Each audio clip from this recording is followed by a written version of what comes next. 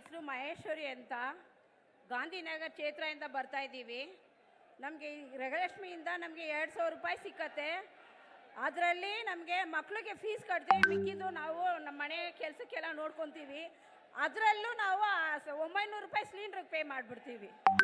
ಇದಕ್ಕೆಲ್ಲ ನಮ್ಮ ಕಾಂಗ್ರೆಸ್ ಸರ್ಕಾರಕ್ಕೆ ತುಂಬ ಸುಮ್ಮನೆ ಇರೋ. ಹೆಣ್ಣು ಮಕ್ಳು ಏನೋ ಮಾತಾಡ್ತಾ ಇದ್ದಾರೆ, ಕೇಳಿ. ಏನು ಕಿಸ್ತಾ ಇದ್ದೀರಾ ನೀವು? ನಿಮ್ಮ ಆಕ್ರೋಶ ಬೇರೆ ಮಾತಾಡೋಣ. ಇಲ್ಲಲ್ಲ, ಪಾಪ ಹೆಣ್ಮಕ್ಳು ಅವಳ ಅನುಭವನ ಹೇಳ್ತಾ ಇದ್ದಾಳೆ, ಕೇಳಿದ್ದೀವೆಲ್ಲ. ಮೀಡಿಯಾಗೆಲ್ಲ ಇಡೀ ದೇಶಕ್ಕೆ ಜನ ಹೋಗ್ಬೇಕು.